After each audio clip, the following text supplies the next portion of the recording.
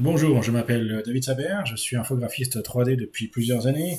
Je me spécialise dans l'animation de personnages, le rig et les effets spéciaux sous Maya et sous Houdini. Aujourd'hui, on va reproduire le portail magique de Doctor Strange. Et donc, c'est un cours que j'ai donné dans une école et que je vous présente aujourd'hui en tant que tutoriel. Ce cours était sous Houdini. C'est sous Houdini qu'on va reproduire cet effet spécial au moyen de particules. Et le cours a été destiné à des personnes qui n'avaient pratiquement jamais utilisé Houdini. Donc c'est de niveau débutant. C'est pour ça aussi que je présente des étapes et que je fais beaucoup de commentaires sur l'interface et sur le fonctionnement de Houdini pendant le cours. C'est une espèce de montage de deux cours. Le premier était en présentiel sur Teams et la vidéo avait été enregistrée sur Teams.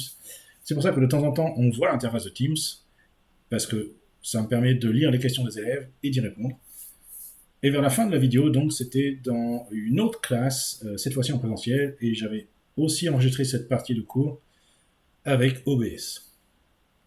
Si vous voulez plus d'informations sur les services que je propose, vous pouvez visiter mon site dreamcraftdigital.com. Voilà, c'est parti, on va commencer à mettre en place la roue d'étincelle du portail magique de Doctor Strange. Voilà, donc si vous voulez, on peut créer une nouvelle scène, ici.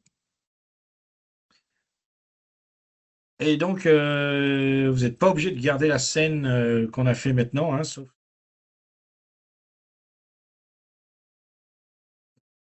Et voilà, donc on a maintenant une nouvelle scène et même si la scène est vide, on va déjà l'enregistrer. Comme ça, ce sera fait. Donc vous pouvez faire File Save As. Donc là, vous voyez, j'ai cliqué sur ce bouton-là qui est tout en bas à gauche, où il y a une espèce de flèche devant une boîte de dialogue. Et j'ai donc mis FPS 25 ici. Les autres options, c'est pas la peine de les toucher. On y touchera plus tard. Si on a besoin de plus de frames, on va en rajouter. Voilà, et vous pouvez cliquer sur Save as Default, parce que bon, c'est vrai que c'est mieux que tout le monde soit en 25 FPS. Non, là, vous pouvez faire Close. Et ici, vous voyez qu'on a un fond de la vue perspective qui est dans une espèce de dégradé blanc-bleu, un petit peu comme dans Maya. Mais pour mieux voir les FX, souvent c'est mieux d'avoir un fond plus sombre. D'ailleurs, si vous regardez, il y a beaucoup de tutoriaux qu'on peut voir en vidéo sur Houdini où le fond de la scène est noir. Donc nous, on va faire pareil. Vous appuyez sur le D comme display sur le clavier, avec la souris au-dessus de la vue perspective. Et là, vous avez pas mal d'options pour l'affichage. Et vous pouvez donc aller dans Background. Ici, vous avez un onglet Background. Et après, dans Color Scheme, vous prenez Dark. Voilà, donc ça se met à jour automatiquement. On a la scène qui apparaît vraiment en noir. Alors, ce qu'on va faire ensuite, c'est créer une caméra. Comme ça, bon, la caméra sera faite et puis on n'a plus à y penser ensuite. Alors, comme vous le savez, on a déjà une caméra par défaut, mais il nous faut une caméra spécialement consacrée au rendu. Donc, vous pouvez cliquer sur cet bouton de création de caméra ici. Et vous voyez que la caméra, elle est créée directement dans la vue perspective. On peut verrouiller la caméra avec ce cadenas qui est ici. Et on va tout de suite donner un nom à la caméra. Donc, vous double-cliquez dans le network, sur le nom de la caméra qui s'appelle Cam 1 pour l'instant. Et en général, mes caméras, je les appelle, celles qui sont pour le rendu, je les appelle Cam Render. Que ce soit dans Maya ou dans Houdini, je donne toujours le même nom. Alors, comme vous le savez, vous avez l'objet caméra ici et les options de cet objet là-haut. Et comme je l'ai déjà dit, ça c'est un petit peu comme Channel Box. On peut rentrer des coordonnées directement dans cette espèce de Channel Box. Et ça va mettre à jour la position de la caméra. Donc, au niveau translation, X, ça va être 0. Donc, on reconnaît les couleurs, hein. X, Y, Z, c'est pareil que dans Maya. C'est les mêmes couleurs. Translation Y, c'est 1.2. Et translation Z, ça va être 6.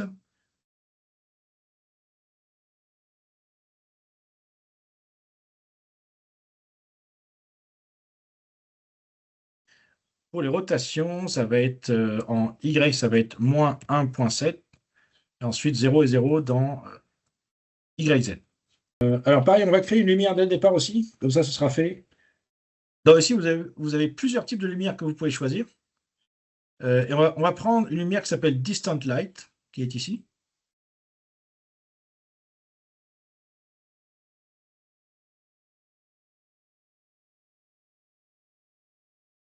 Voilà.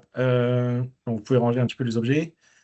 Et on va aller dans l'onglet Transform. Donc c'est pareil que la caméra. On peut rentrer des coordonnées qui vont faire en sorte que la lumière va se placer dans la scène.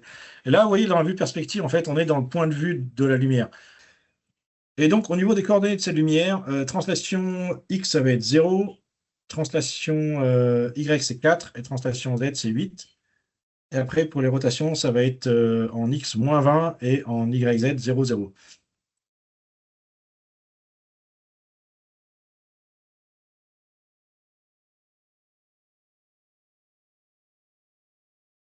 Voilà, donc comment faire pour retourner dans la caméra qu'on avait créée?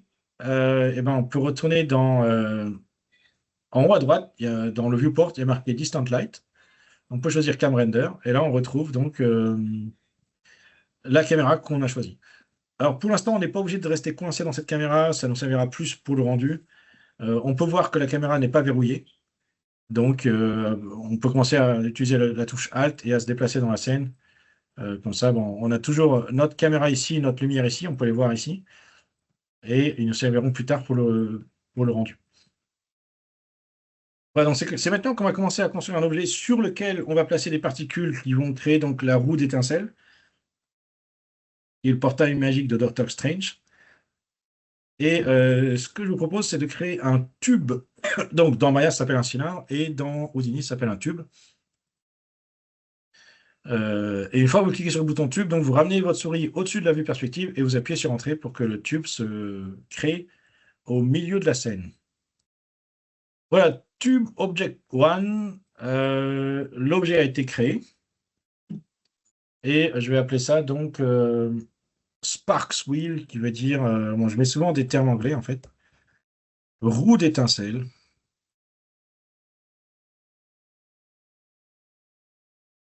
Voilà, donc l'objet a été créé et pour l'instant, ben, on ne peut rien faire avec. Il faut rentrer dans le niveau géométrie pour construire ou reconstruire cet objet ou le transformer. Donc on fait un double clic dans Sparks Wheel et on se retrouve au niveau géométrie. Et là, on retrouve donc le node de base, le node primitif de construction, qui est le tube.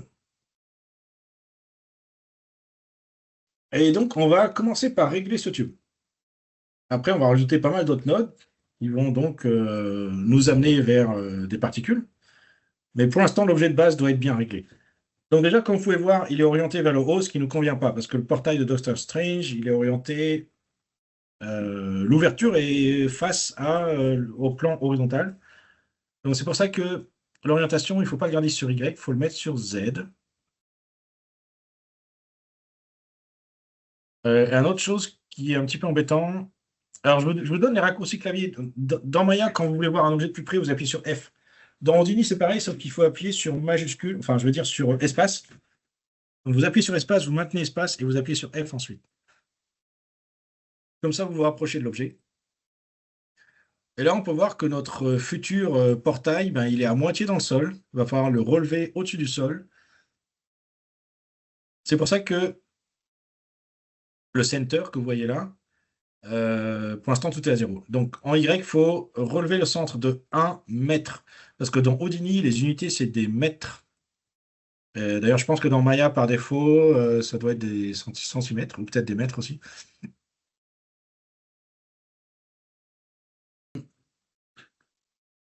Le radius, donc c'est la largeur de ce tuyau, enfin de ce cylindre.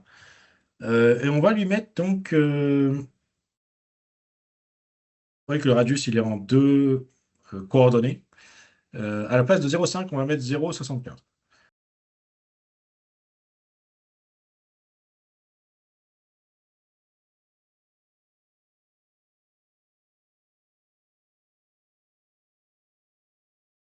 Le height, donc ça c'est la longueur du tuyau en quelque sorte.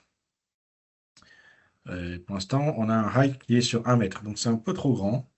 Et on va le réduire à 0,25, c'est-à-dire 25 cm. Et là, on va rajouter des subdivisions pour que on puisse, déjà pour que la forme soit moins anguleuse, hein, vous voyez que ici c'est quand même pas assez polygoné. Et le fait de rajouter des subdivisions, ça va aussi nous permettre de convertir chacun des vertex en points qui deviendront des particules par la suite. C'est pour ça qu'on va mettre, au départ, on va mettre pas mal de subdivisions, mais peut-être qu'on va pousser le nombre de subdivisions par la suite. Donc dans rows, on va mettre, à la place de 2, on met 10, et dans columns, on va mettre 40. Voilà, si vous regardez, bon, on a quand même assez de points pour commencer. Et là, vous pouvez sauver la scène avec CTRL-S. On va faire en sorte que la roue tourne en permanence quand on appuie sur le bouton Play de la timeline, sans être obligé de mettre des clés.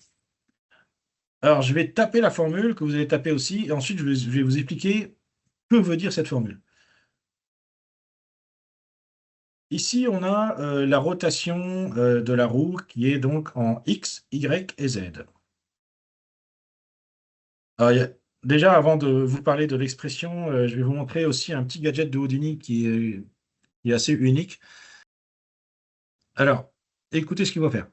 Vous cliquez avec le bouton du milieu, le clic molette, vous cliquez sur une coordonnée et vous maintenez le clic. Et là, vous voyez apparaître une espèce d'échelle. Là, vous êtes sur l'échelle 0,1. Maintenant, avec toujours le clic molette enfoncé, si vous bougez la souris de gauche à droite, eh ben, ça change la valeur.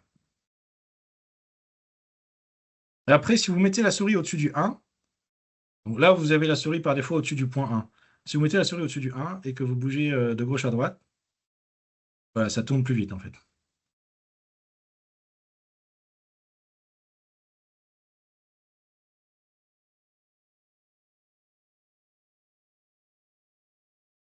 Ouais, donc ça, c'est assez pratique pour changer les valeurs assez rapidement, comme ça. Mais voilà, donc on va pas se servir de ce gadget, c'est juste pour vous montrer un truc qui existe dans Houdini et qui est assez unique à Houdini, qui n'existe pas dans les autres applications. Donc je vais remettre la valeur du rotate Z à 0, et là je vais taper la formule dont je vous parlais. Donc c'est dollar $F majuscule multiplié, c'est-à-dire étoile 3. Dollar $F majuscule étoile 3. Ce qui veut dire dollar $F, c'est une variable. Ça veut dire la frame actuelle sera multipliée par 3. Ça veut dire que quand on est sur la frame 1, il multiplie par 3 et il obtient la valeur 3. Quand on est sur la frame 2, il multiplie par 3 et il obtient la valeur 6. Et maintenant, quand on appuie sur Play, ben, la roue, elle tourne toute seule sans qu'on soit obligé de mettre une clé.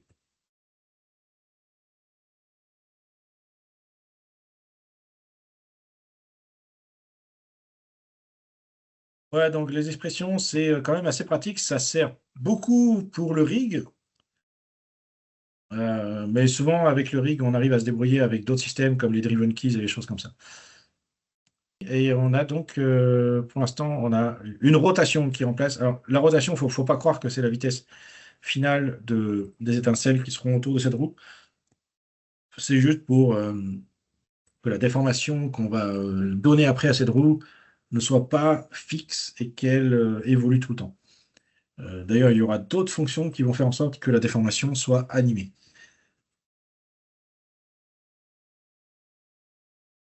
Alors, on va utiliser un node qu'on a déjà utilisé maintenant, c'est le node Mountain. Et on va donc mettre la souris au-dessus du network, on va appuyer sur Tab et on va taper donc MON. On va connecter et on va mettre le display flag sur Mountain, donc le petit espèce de petit bouton bleu vertical là, vous cliquez dessus. Et donc là, on a une déformation qui s'est mise en place. Elle est peut-être un petit peu trop extrême, donc on va modifier les différentes options de cette node Mountain. Déjà, dans l'amplitude, bah là, on va quand même pousser à la place de 0,25, on va mettre 0,3. Element size, 1.2 et offset 0.5.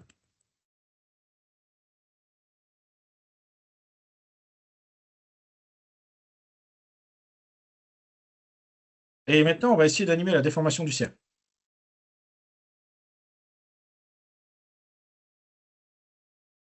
Donc, en fait, il faut que ça bouge un petit peu de manière désordonnée. Donc, ce qu'il faut faire, c'est vous avez une partie animation ici que vous pouvez déplier. Il faut cocher la partie animation pour qu'elle soit active, il faut que l'animation soit active. Et ensuite, dans Pulse Duration, c'est-à-dire bon, l'espèce de respiration, on va mettre une valeur de 2.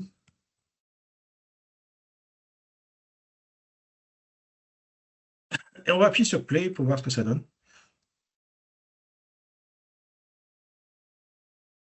Voilà, alors si vous trouvez que le cercle est trop déformé, vous pouvez modifier encore les paramètres. Mais bon, en général, gardez quand même quelque chose qui sera visible et spectaculaire parce que c'est ce qui rend la chose plus intéressante. Alors, on va utiliser le node normal. Comme vous savez, dans toutes les applications 3D, les faces polygonales et même les faces NURBS ont des normales. C'est ce qui permet de faire le rendu de la face. Si vous cliquez sur ce bouton, vous voyez les normales de points, et si vous cliquez sur ce bouton, vous voyez les normales de face. On va utiliser maintenant un node normal. Alors vous allez me dire pourquoi utiliser un node normal alors qu'il y a déjà des normales sur les faces. En fait, ça sert à deux choses. Déjà, le node normal, il sert à régulariser les normales et les rendre plus jolies, rendre l'éclairage d'une face plus joli. Et il sert aussi à déclarer à Houdini qu'on va utiliser les normales pour les utiliser dans des nodes, pour les utiliser dans des formules, dans des expressions, dans du VEX, parce que le VEX, VX, c'est le langage de programmation interne à Houdini. Donc voilà, mettre un node normal, ça veut dire premièrement, ben, on régularise l'affichage des faces. Alors vous allez me dire ici, c'est pas très joli. Ouais, ben, c'est vrai que le viewport d'Houdini, il n'est pas très joli, mais les deux moteurs de rendu qu'il a, ils sont très bien.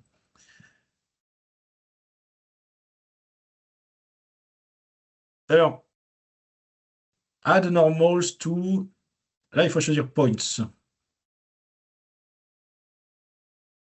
Alors, dans Houdini, il y a du vocabulaire un petit peu bizarre. Les vertices dans Houdini, ça s'appelle des points. Les vertices elles-mêmes, ben, c'est les UV. Les primitives, ça veut dire trois choses. Ça veut dire face polygonale, ça veut dire objet comme un cube, comme une sphère, etc. Et ça veut dire aussi une surface dont on ne peut pas subdiviser. Enfin, c'est juste une simple surface, en fait.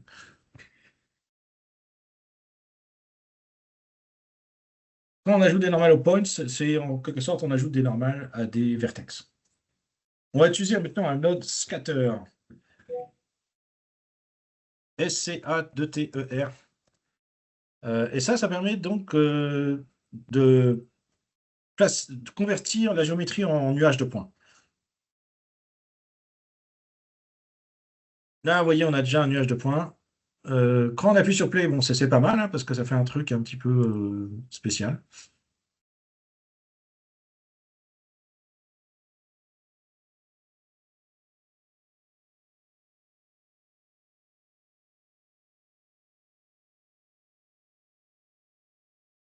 Et donc, on le branche, comme d'habitude, à la sortie du node normal, et on met le display flag sur scatter. On peut aussi sélectionner le node scatter, comme ça, on ne voit pas différentes choses en transparence.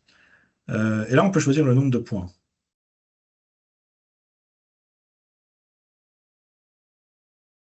Au final, on aura un nombre de points qui sera égal à 600, 700, 800, 900, 1000, un truc comme ça. Mais pour l'instant, pour travailler confortablement et pour pas qu'il y ait trop de choses dans le viewport, on va mettre force total count à 50. Donc pour l'instant, on travaille seulement avec 50 points. Comme ça, on visualise bien ce qu'on veut faire et ensuite, à la fin, c'est là où on va ajouter de la définition. Donc on va augmenter le nombre de points. Pour l'instant, 50 points, c'est suffisant pour travailler. Voilà, donc c'est là où on va rentrer un petit peu dans un node un peu plus complexe que les autres. Ça s'appelle Attribute Angle. Et on peut mettre le display flag dessus. Donc pour l'instant, il ne se passe rien parce que c'est un node où il faut taper encore une fois une formule. Donc c'est ici en fait qu'on peut taper des formules qui ressemblent pas mal à du code. Et là, en fait, on va taper une formule très simple qui va dire, en fait, qui va préciser que la vélocité est égale à la normale. Ça veut dire qu'en fait, une normale, c'est un vecteur, et une vélocité, c'est un vecteur aussi. Donc, on va simplement transférer le vecteur de la normale vers le vecteur de vélocité. Alors, on va taper la formule suivante. Donc, pour expliquer cette formule, en fait, c'est plus simple qu'on le pense. Les deux V qui sont avant les arrobas, ça veut dire tout simplement variable de type vecteur. Et donc, il y a des variables de type f qui veulent dire float. Une variable float, c'est un chiffre à virgule. Après, il y a d'autres types de variables qu'on peut voir ici. Donc ici, ce sont des variables de type vecteur. Et les variables de type vecteur, c'est trois coordonnées en une. Bon, là, ça sera juste x, y, z pour l'orientation du vecteur. Ensuite, on a arrobas v. Donc, on a v minuscule arrobas v. En fait, le deuxième v minuscule, ça veut dire velocity. C'est une variable interne à Houdini. Voilà, le v minuscule veut dire velocity.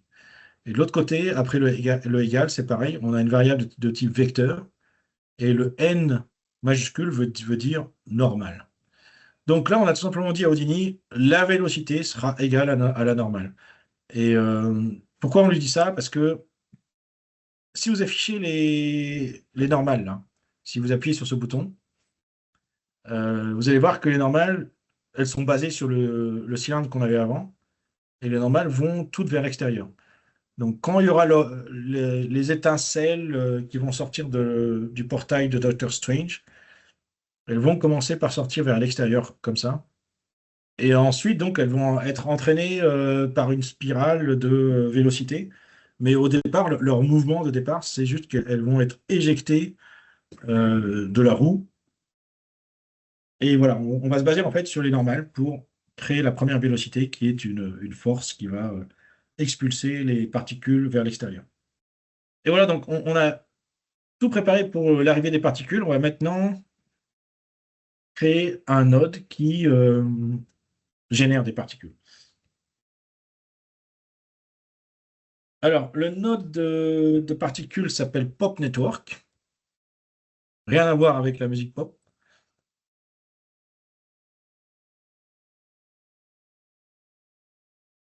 Voilà, donc on crée le Pop Network et on le connecte et on met le display flag et du coup, on n'a plus rien. Ça, tout a disparu. Pourquoi? Parce que il faut mettre des réglages dans le Pop Network pour qu'il marche, en fait. Et le Pop Network, c'est pas un simple node, c'est aussi un network. Donc, quand on double-clique dans le Pop Network, on rentre dedans et on est dans un nouveau type de network qui s'appelle Dynamics. Bon, le Pop Network, ce qu'il fait, c'est qu'il va convertir les points en particules et maintenant, on va mettre les réglages de base dans ce Pop Network. On va s'intéresser en premier à un node qui s'appelle Source First Input. Et oui, ici, on revoit les points. Les points sont réapparus quand on est rentré dans le Pop Network, mais cette fois-ci, ils sont bleus. Pourquoi? Parce que, en fait, pour mieux voir les particules, Houdini nous propose une fonction guide qui, en coloriant les particules en bleu, nous permettent de mieux voir où elles sont et ce qu'elles font. Mais en fait, le guide, j'en veux pas parce que voilà, je préfère que les particules apparaissent en blanc ou selon les couleurs qu'on va leur mettre après. Mais pour l'instant, j'ai pas envie qu'elles soient bleues. Donc, il faut décocher guide. Et là, on est dans l'onglet source du source first input. Et dans emission type, on va choisir all points. Voilà. Et du coup, on retrouve les points. Et là, quand on appuie sur play, on voit déjà quelque chose. Bon, c'est pas génial et c'est pas ce qu'on veut pour l'instant, mais quelque chose se produit. Alors, si on s'éloigne, on voit comme une espèce de galaxie. Et bon, c'est assez joli, hein. C'est pas ce qu'on veut faire, mais c'est quand même assez joli. Il y a, comme dans Maya, le real-time playback. C'est la petite horloge là, qui est sous le bouton play. Vous devez l'avoir coché normalement. Et c'est vrai que si c'est pas coché, ça va peut-être trop vite. Donc ça donne un effet pas mal, même quand ça va très vite. On a donc une espèce de galaxie en formation ici, mais c'est pas ce qu'on va faire. Et on va modifier encore les options du source first input de manière à se rapprocher de ce qu'on veut. Et pour ça, on va aller dans l'onglet Birth. Alors, l'onglet Birth, il est ici. Et on va donc donner des options à la naissance de ces particules.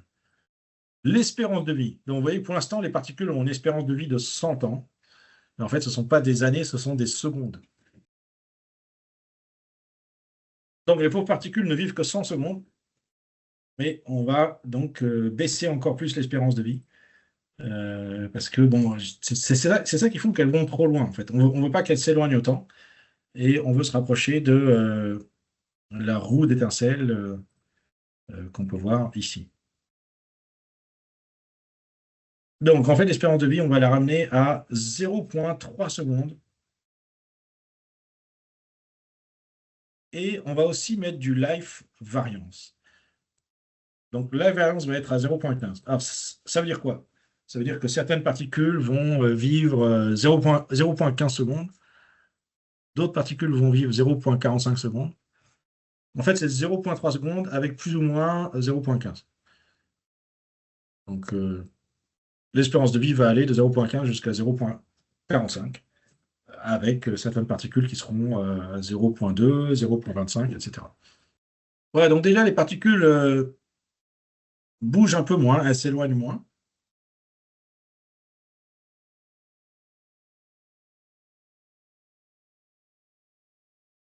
Et si on veut avoir un aperçu de la trajectoire des particules, on a un bouton pour visualiser.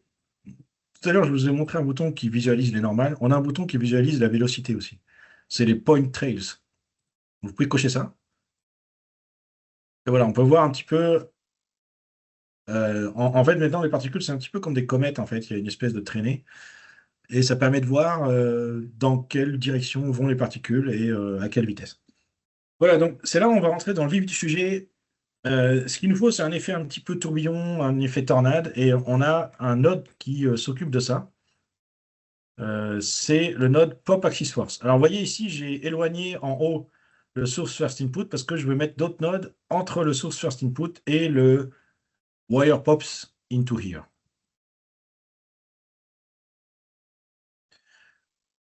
Voilà, donc j'ai connecté le Pop Axis Force juste sous le source first input et je vais commencer à le régler. Donc le Pop Axis Force, comme son nom l'indique, c'est lui qui va faire tourner les particules. Déjà, bon, elles tournent un petit peu parce qu'on a mis ce système qui permet de faire en sorte que la roue tourne automatiquement. Mais on va vraiment leur donner comme s'ils étaient dans un tourbillon. On va commencer par le tab Shape. En fait, ici, c'est l'espèce de boule en wireframe rouge. Ben, c'est celle-là qui va entraîner les particules dans le tourbillon. Et on va brancher donc, on va aller dans le tab, dans l'onglet Shape, et on va, comme pour le tube d'origine, on va monter le centre de cette boule rouge wireframe à une unité en Y, en hauteur, donc 1 mètre en hauteur. C'est pour ça que j'ai tapé 1 ici. Et la direction, c'est pareil. Donc quand on était dans le tube, on a choisi direction Z. Ici, c'est un peu pareil. Si on met 0 en X, 0 en Y et 1 en Z, ça veut dire qu'on a orienté le Pop Axis Force à l'horizontale. Après, on a Radius et Height qu'on peut mettre à 0,8 tous les deux.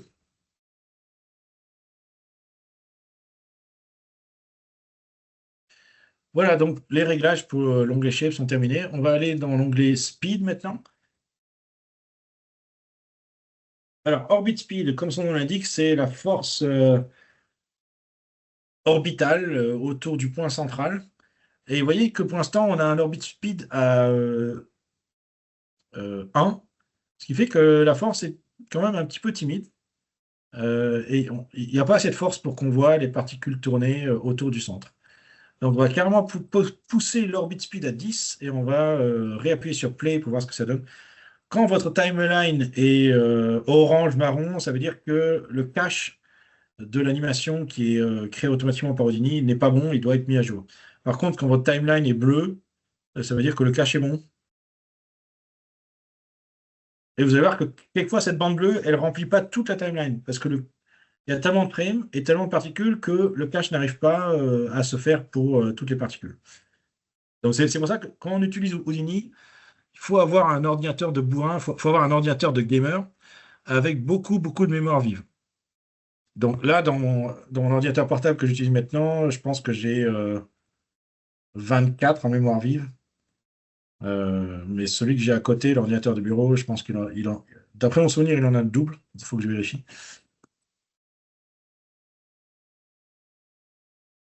Alors, on peut voir que pour l'instant, les mouvements des particules n'est pas très joli, hein. C'est un peu désordonné, donc les réglages sont pas terminés. Le lift speed, ça c'est en fait les particules vont tourner comme ça, mais elles vont pas tourner seulement autour du centre. En tournant autour du centre, elles peuvent aussi monter vers le haut. Sauf que là, le haut, c'est plus la verticale, c'est l'avant. Ça veut dire que le haut, c'est la direction Z. Ça veut dire que les particules, elles vont partir un petit peu de l'arrière et puis elles vont avancer un petit peu vers là où sera le spectateur ou la caméra. Donc le lift speed, on peut le mettre à 0,75. Ah, j'ai mis 75. J'ai oublié le point. Voilà, donc là, c'est plus ce que je veux obtenir. Ouais, donc il y a un léger mouvement, on voit que les particules avancent vers l'avant, c'est pas évident, hein, mais au final, ça va rendre quelque chose de plus intéressant. Alors, le suction speed, ça, au contraire, c'est certaines particules vont pas être projetées vers l'extérieur et vers l'avant, elles vont revenir un petit peu vers l'intérieur. Et c'est quand même bien de régler le suction speed parce que ça donne plus d'irrégularité au mouvement en général. Donc, je vais mettre le suction speed à à 1,2. Et voilà, on va voir ce que ça donne.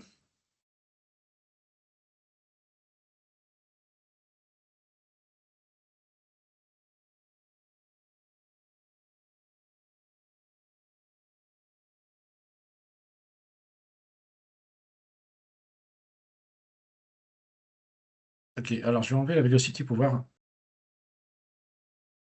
Ouais. C'est vrai qu'avec la vélocité, on a l'impression que le mouvement est un petit peu déréglé, mais sans l'affichage de la vélocité, ça paraît plus organique.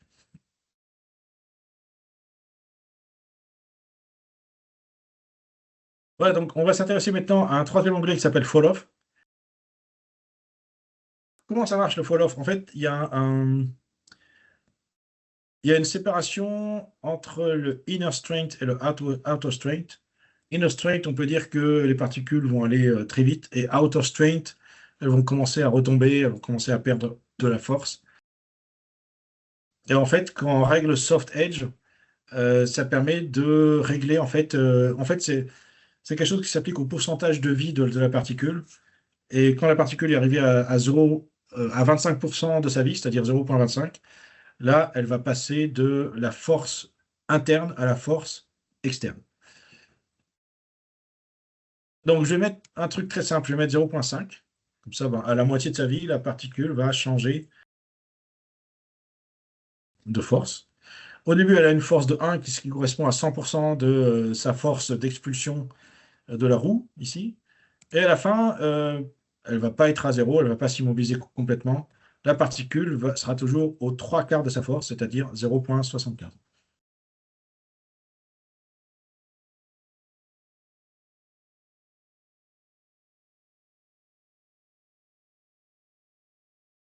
Voilà, donc bon, il y a quand même un côté spirale qui est assez intéressant lorsqu'on réaffiche la vélocité. Et je pense que c'est une bonne base pour continuer de travailler dessus. Et avant de finir cette étape, parce qu'il y a d'autres étapes ensuite, je vais donc faire ce que je vous ai dit avant. Je vais rajouter des points, parce que pour l'instant, pour travailler, on avait un nombre de points assez limité. Mais là, on peut revenir, si on retourne au niveau géométrie, au niveau supérieur, on peut retourner dans le scatter et on peut lui mettre, par exemple, 700. C'est à vous de voir, en fait. Je pense qu'entre 600 et 1000, c'est un bon niveau de particules. Donc, c'est à vous de choisir si vous voulez beaucoup de particules ou peu de particules. Alors, ça dépend aussi peut-être de votre PC. S'il est performant, vous pouvez mettre 1000.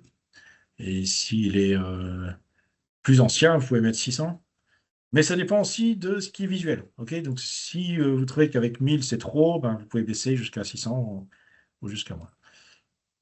Donc, pour l'instant, on a ça. Bon, c'est pas encore fini, hein, mais je pense que c'est une étape de construction avant le truc final. Alors, pour l'instant, donc, on a un mouvement qui est pas mal, mais il est encore trop régulier. Donc, on va ajouter un node qui s'appelle Pop Wind et qui, comme son nom l'indique, va générer du vent. Et ça va dérégulariser ce mouvement. Donc, allez-y pour Pop Wind. Vous le connectez sous Pop Axis Force et avant, donc, Wire Pops into here. Et ça va donner donc des mouvements plus aléatoires et ça va aussi ralentir les particules. Alors, dans PopWind, on peut déjà pousser le R résistance à 1.5 à la place de 1. Dans le tab Noise, alors le Noise, c'est ce qui donne l'irrégularité au mouvement. L'amplitude, pour l'instant, elle est à 0. Ça veut dire qu'en fait, le Noise est désactivé, plus ou moins. Mais à la place de 0, on peut taper 1.5. Et ensuite, dans le Swirls, déjà, on peut appuyer sur Play par rapport à ça. Alors, quelquefois, il faut attendre que la timeline repasse par la frame 1 pour que ça recalcule. Voilà. Donc, déjà, on peut voir que c'est plus irrégulier comme mouvement. Et je pense que dans Swirl Size, on peut aussi mettre 0.7.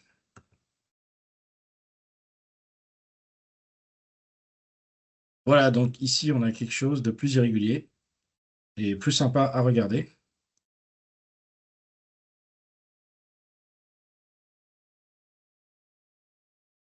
Voilà, donc si vous en avez assez de voir cette espèce de sphère wireframe, c'est dans le Pop Accessoires qu'il faut décocher Guide.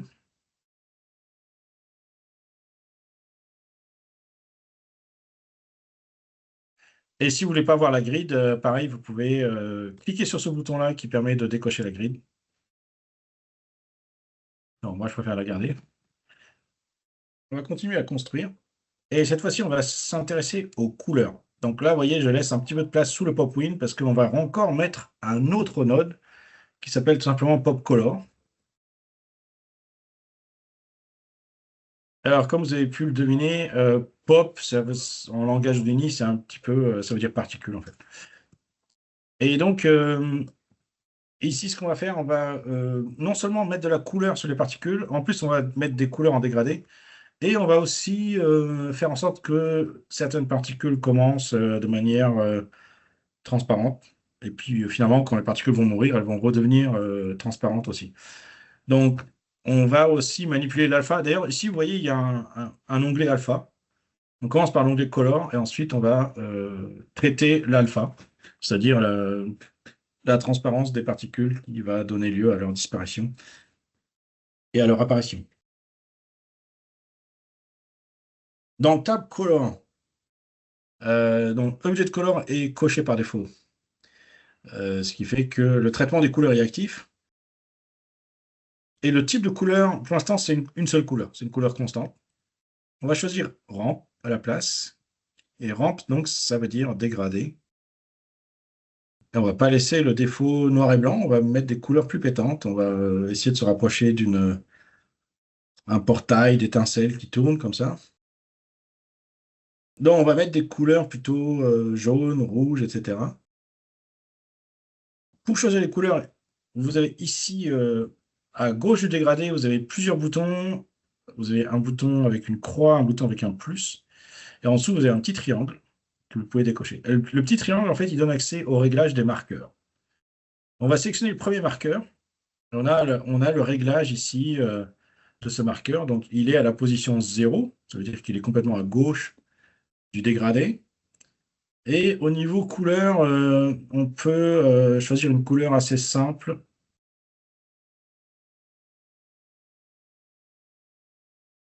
Voilà, une espèce d'orange, jaune.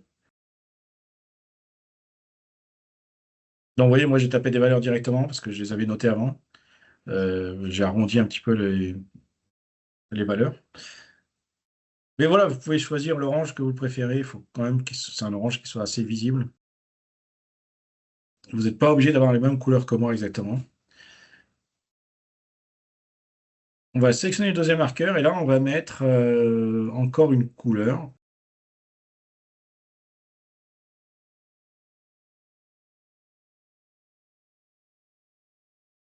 Rouge.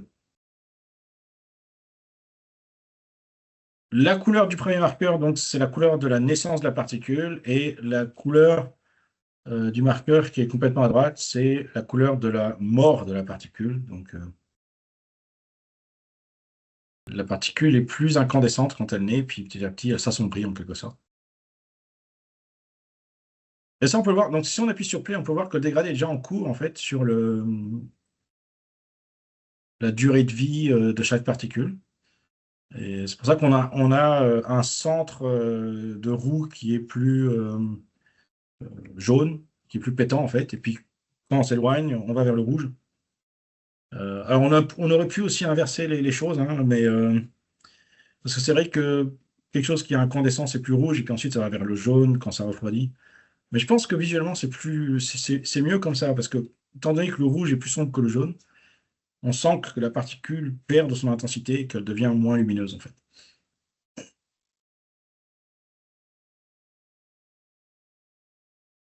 Voilà, donc déjà, vous devez avoir ça dans votre dégradé. Alors, vous êtes libre hein, de choisir d'autres couleurs et même de mettre peut-être un troisième marqueur ici, ce qui peut représenter une étape supplémentaire.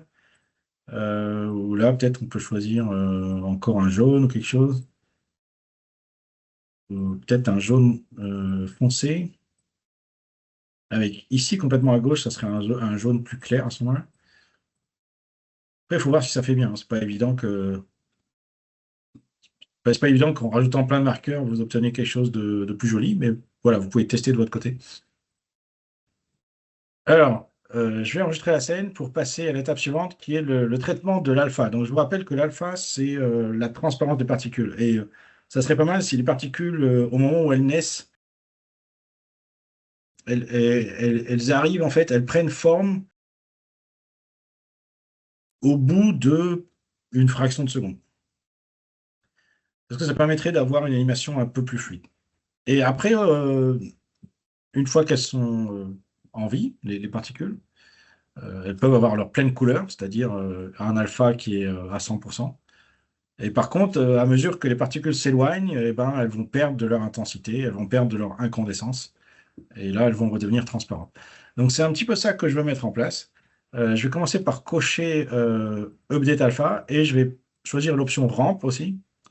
Et là, vous voyez que le dégradé, il n'est pas pareil, parce que un dégradé de couleur, c'est, on voit les couleurs qui évoluent de gauche à droite, mais par contre, un dégradé d'alpha, c'est juste une seule valeur.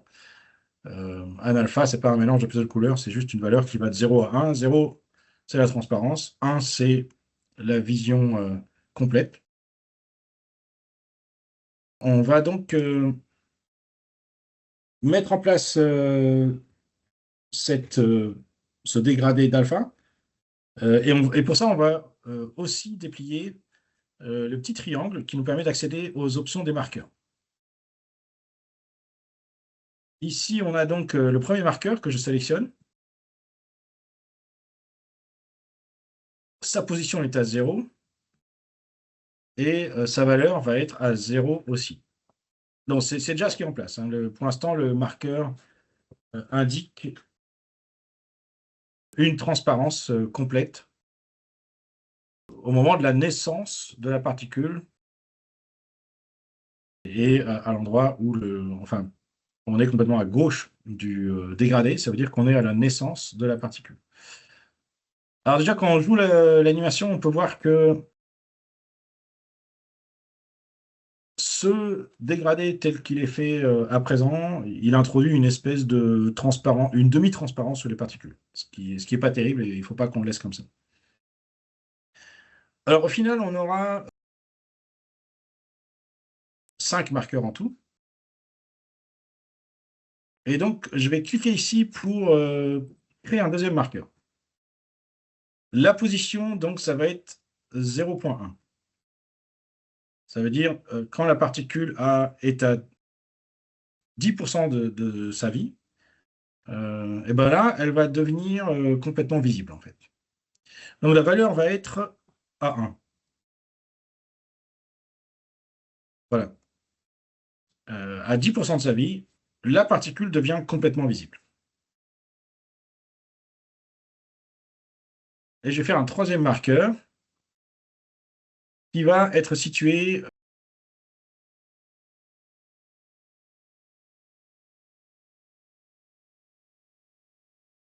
0,5.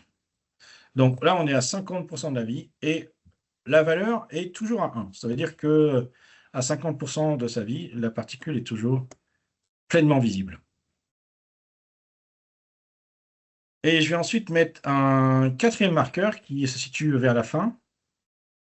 La position du marqueur, c'est 0,9. Donc on est à 90% de la vie de la particule. Et la valeur est de 0,7.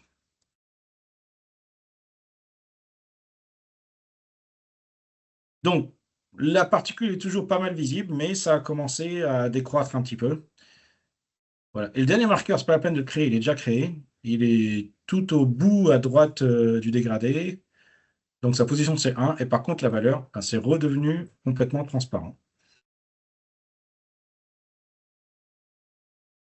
Voilà. Avant de voir si vous avez bien suivi, je vais rajouter un réglage sur ces marqueurs. En fait, vous voyez, les marqueurs, pour l'instant, ils passent d'une étape à l'autre de manière complètement linéaire. Et on va assouplir ça.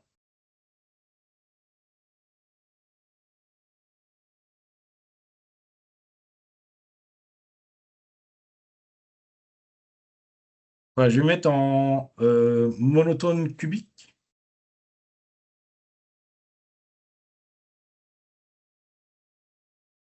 Alors, je ne sais plus comment on les met tous d'un coup en monotone cubique. Il y a une méthode, mais j'ai un petit peu oublié. Donc, je vais sélectionner les marqueurs un par un et je vais les mettre tous en monotone cubique. Voilà, donc comme ça, c'est plus souple au niveau de la transition. Alors, qu'est-ce que ça donne à l'animation finale? Ben, voilà, donc pour comparer, on peut décocher Update Alpha.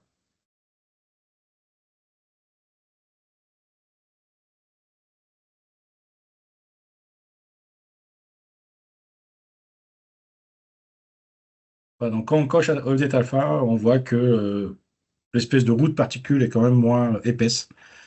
Et au niveau visuel, ça fonctionne un peu mieux. Voilà, l'étape suivante, ça va être de faire en sorte que les particules aient un petit peu de gravité. On va les faire retomber un petit peu vers le sol. Voilà donc la gravité. Comment on fait de la gravité? Ben, c'est encore une fois dans le PopNet qu'on va faire la gravité parce que la gravité s'adresse aux particules. Et donc la gravité, c'est pas un pop en fait, c'est pas un autre pop. C'est juste voilà, il faut taper le bouton tabulation de votre clavier. Ensuite, vous tapez GRA. Et vous avez donc un node qui s'appelle Gravity Force. Il ne faut pas le connecter en haut, il faut le connecter entre Pop Solver et Output. D'ailleurs, si vous placez le node directement sur une connexion, ben ça lie votre nouveau node à la connexion précédente et suivante. Par défaut, la gravité, c'est réglé sur la valeur de gravité du globe terrestre.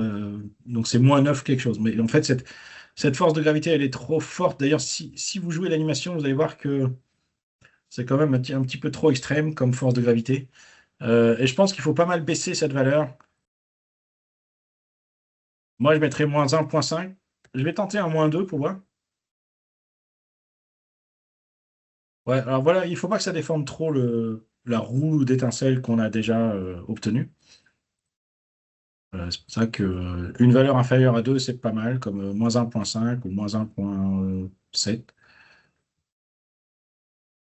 Ouais, il y a une espèce de manipulateur ici, mais bon, c'est peut-être mieux de taper des valeurs. Et là, ce qui serait bien, et ce qu'on va faire maintenant, c'est que au lieu de descendre et de rentrer dans le sol, ça serait pas mal que les particules ricochent un petit peu sur le sol, comme des vrais, si c'était des vraies étincelles, c'est ce que ça ferait en fait.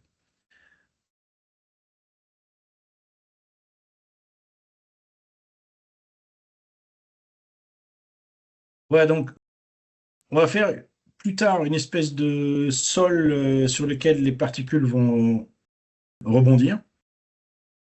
Mais avant ça, on va faire d'autres améliorations. Voilà, j'appuie sur stop, je reviens à la première frame.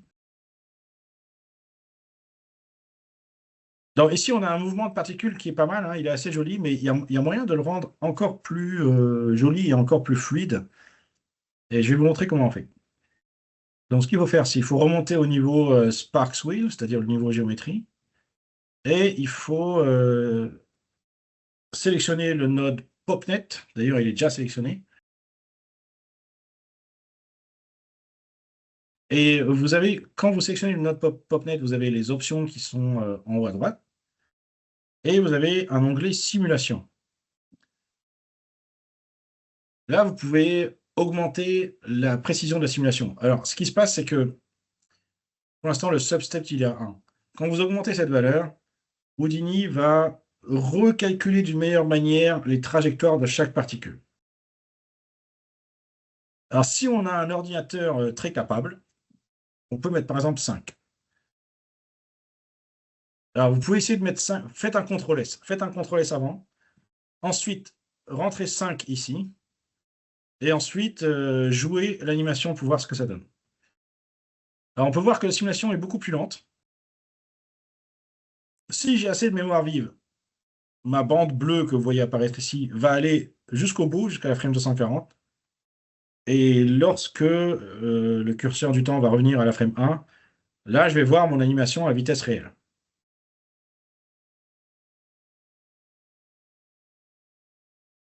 Par contre, si ma bande bleue n'arrive pas jusqu'au bout, jusqu'à la frame 240, il faudra que je baisse le substep. Ça veut dire que j'ai pas assez de mémoire vive pour que Houdini calcule toutes ces particules.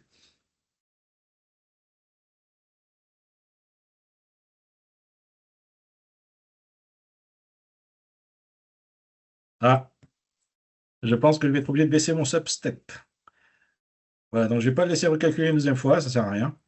Je vais mettre le substep à 4 et je vais recalculer.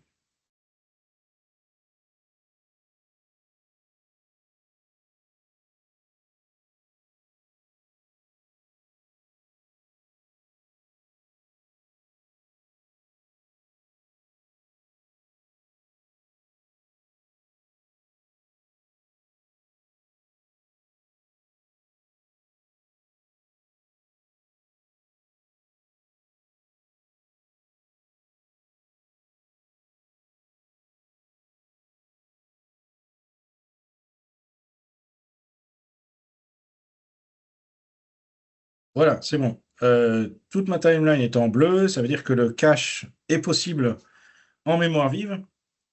Et maintenant, ce qu'on voit, c'est l'animation à vitesse réelle. Donc, on peut voir quand même que l'animation, elle est plus. Il y a quelque chose de plus compact, il y a quelque chose de plus consistant. Et on a presque l'impression de voir un truc vivant, en fait. Donc, le substep, c'est quand même pas mal. Alors, si vous faites des animations de particules comme ça, vous pouvez préparer les choses, par exemple, comme on a fait sur 50 particules. Ensuite, à la fin, vous augmentez le nombre de particules et ensuite, vous pouvez augmenter le substep. Et le substep, souvent, bah, ça montre qu'on n'est pas obligé d'augmenter le nombre de particules tant que ça. À la place, on peut augmenter le substep et ça fonctionne bien. Alors, on va faire maintenant un petit truc qui peut être intéressant au niveau animation, c'est on va animer l'ouverture du portail. Parce que, bon, je regarde pas beaucoup Doctor Strange, mais ça peut être intéressant d'avoir un portail qui commence un petit peu comme quelque chose d'assez petit, comme une boule, et puis tout d'un coup, ça s'étend et Ça fait un truc assez comme une roue en fait. Et pour faire ça, on va retourner tout en haut sur notre tube et on va donc amuser l'ouverture du portail ici. On a donc le radius scale. Alors je vais remettre le display flag sur le node tube, comme ça on est tranquille avec, on n'a plus les particules. Si on veut modifier les particules, faut-il redescendre à 1 sur le substep? Ouais, je pense que c'est plus sage de redescendre à 1, faire les modifications et ensuite réaugmenter le substep. Parce le substep, ça ralentit quand même pas mal les calculs dans Houdini. Donc, comme je disais, resélectionnez le tube 1 et remettez le display flag dessus. Et vous avez donc le radius scale qui permet donc d'animer le rayon de ce tube. Et actuellement, on a une valeur de 1. Donc, c'est une valeur qu'on veut garder parce que la forme définitive de ce portail, c'est avec un rayon de 1 mètre. Ce qui fait qu'on on va décider que le portail s'ouvre en 1 seconde. Ce qui fait qu'on va aller à la frame 25 et on va mettre une clé sur le radius scale. Pour mettre une clé, pour aller plus rapidement pour mettre une clé, vous pouvez appuyer sur Alt, maintenir Alt enfoncé et faire un clic gauche là où il y a écrit radius scale. L'autre solution, c'est de faire un clic droit, keyframe, set keyframe. Okay, donc, une valeur qui a une clé sur la frame précise où on est, eh ben, la case passe en vert. Et ça montre qu'on a une clé dessus. D'ailleurs, si vous changez de frame, vous allez voir que la case passe en bleu-vert. Ça veut dire qu'il y a une clé quelque part sur la timeline, mais pas sur la frame où on est. Alors, on veut un portail qui s'ouvre. Donc, on va aller à la frame 1. Et là, à la place de 1, on va rentrer quelque chose du genre 0.01. Ce qui fait que bon, le tube existe toujours, mais il est vraiment très très petit et très très fin. Et là, on peut encore faire Alt-clic dessus. Tu ne peux pas mettre 0 parce que les particules ont besoin quand même d'avoir un objet. L'objet doit exister. À 0, l'objet n'existe plus. Et les particules, dès le départ, elles sont présentes. Et tu vois, pour que le scatter fonctionne, pour que le pop network fonctionne, il faut quand même qu'il y ait quelque chose qui existe, quoi. Et à 0, il y a juste un trait qui existe, donc ça ne marcherait pas, quoi. Pour rendre l'animation encore plus intéressante, on peut modifier la courbe d'animation. Parce que là, vous voyez qu'il y a une accélération progressive de l'ouverture du tube. Ce qui serait bien, ça serait que dès le départ, le tube soit en vitesse de croisière, en quelque sorte. Donc, avec toujours le node tube sélectionné, vous pouvez aller dans le Animation Editor ici. Donc, je vous rappelle que c'est le Graph Editor de Houdini. Et donc, voilà, c'est le même raccourci clavier que sur Maya. Donc, vous pouvez faire un zoom horizontal comme ça. Après, je pense que, voilà, si vous sélectionnez les deux clés et si vous appuyez sur G sur le clavier, G comme Gaspard, ça vous zoome sur les deux clés. Et après, donc, c'est pareil comme là. Vous prenez la première clé et vous modifiez la tangente pour qu'elle soit en oblique, comme ça, vers le haut. Et comme ça, donc, l'ouverture du tube sera beaucoup plus dynamique. Alors, je vais voir ce que ça donne dans l'animation maintenant. Voilà. Au niveau ouverture, c'est quand même plus sympa. Voilà, je vous rappelle, j'ai sélectionné le node tube, je suis allé dans le Animation Editor, j'ai sélectionné les deux clés qui existent, j'ai appuyé sur G, et après, j'ai sélectionné seulement la première clé et j'ai orienté la tangente. Donc, essayez de faire pareil. On va voir maintenant ce que donne cette animation avec les particules. Donc, je vais sélectionner le PopNet, mettre le display flag dessus, et on obtient ce genre de choses. Alors, étant donné que j'ai le paramètre substep à 4, le calcul de l'animation est assez lent, mais en deuxième lecture, ça va être beaucoup plus rapide.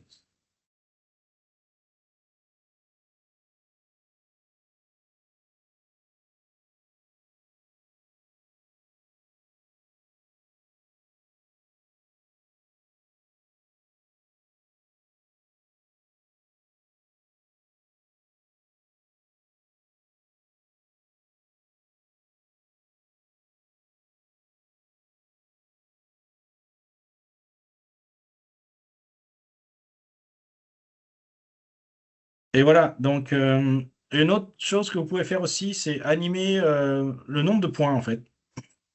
C'est-à-dire à la frame 25, une seconde après le départ, vous pouvez mettre une clé sur Force Total Count. Et par contre, à la frame 1, vous pouvez mettre, je sais pas, ça peut commencer avec 50 particules.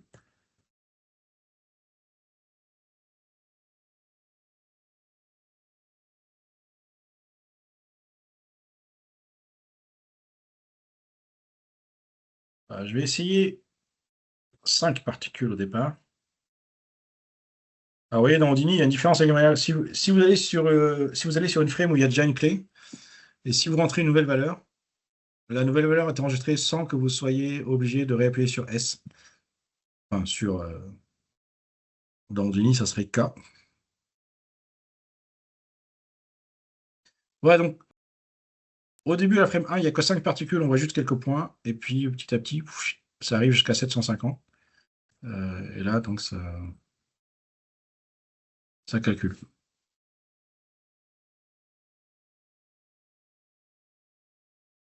La collision au sol des particules. Donc, c'est quelque chose dont je vous ai parlé avant. On va maintenant le mettre en place.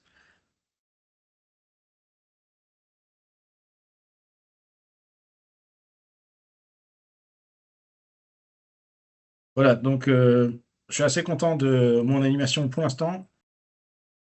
Et je vais revenir donc dans le PopNet.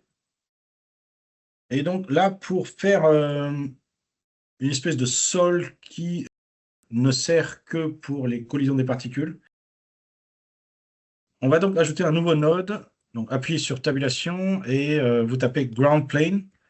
Vous pouvez taper juste GRO, vous allez trouver le node Ground Plane ici.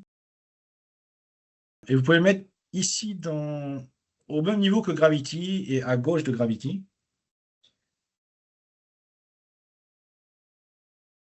Alors, au final, en fait, le node Ground Plane et le node Gravity doivent tous les deux être connectés dans le node Output en bas. Mais comme il y a une seule connexion d'entrée ici, on va rajouter encore un node qui s'appelle Merge. Voilà. Et donc, on peut lier le Ground Plane et le Gravity dans Merge, et ensuite, le Merge, on va le connecter dans Output.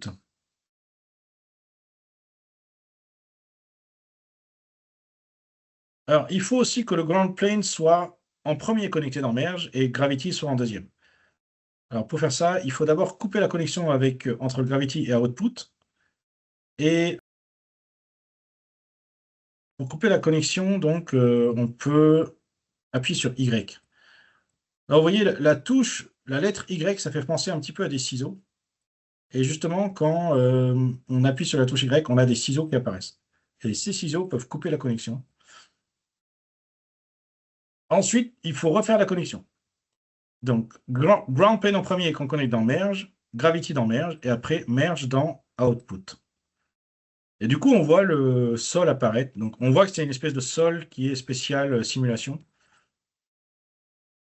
Et normalement, il n'y a pas de réglage à faire sur le node Ground Plane. On peut faire des réglages pour améliorer les choses, mais déjà, le système devrait fonctionner déjà un petit peu. Enfin, on voit que les particules rebondissent sur le sol. Là, je vais me remettre dans mon point de vue de ma caméra de départ.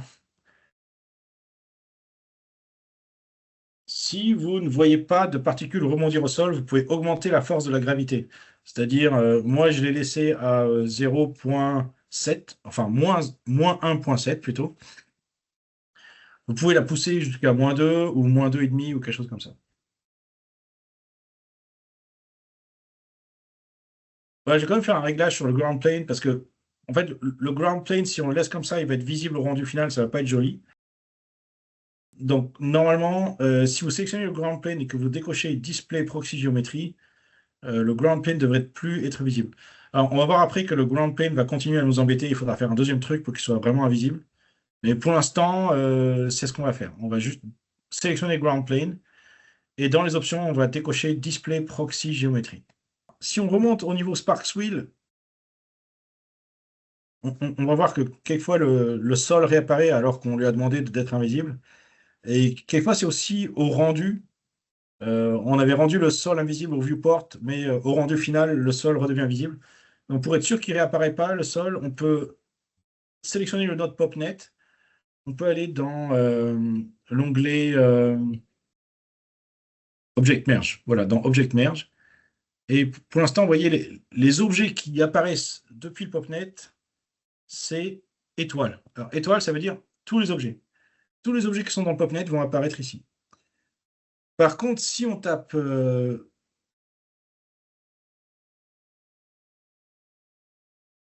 pop étoile, pop, ça veut dire particules. Donc là, il n'y a que les particules qui vont apparaître. Donc, si plus tard le sol nous embête et il réapparaît au rendu final, en écrivant pop étoile ici, on est sûr qu'il n'y aura pas le sol. Il n'y aura que les particules.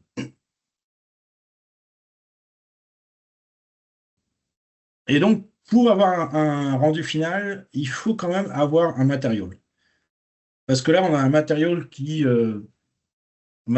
petit peu de base qui apparaît bien dans le viewport, mais il nous faut un vrai matériau qui va apparaître dans le moteur de rendu Mantra. Et donc, je vais vous montrer comment faire un matériau. Donc, je vous avais peut-être déjà montré un petit peu. On a ici le matériau palette et on a pas mal de matériaux qui sont déjà pré-réglés. La porcelaine, le plastique, etc. Mais le matériau de base, c'est le Principled Shader. Tous les autres matériaux sont plus ou moins construits à partir de celui-là. Donc, on va faire glisser le Principal Shader depuis l'arborescence vers le contexte mat qu'on a ici. Et le matériau apparaît avec un château de Walt Disney. Donc, pour la petite histoire, pourquoi il y a un château de Walt Disney sur ce matériau? Parce qu'en fait, c'est un matériau qui est plus ou moins universel, qui est utilisé dans de nombreuses applications de 3D, pas seulement dans Houdini, et c'est un ingénieur de Walt Disney qui l'a inventé. Donc, avec ce Principal Shader, je ne vois pas pourquoi j'ai pas les options ici. C'est un peu bizarre. Donc, je vais le renommer comme ça. Je vais le nommer Sparks underscore mat, qui veut dire matériau des étincelles. J'ai toujours pas les options là. C'est un peu bizarre.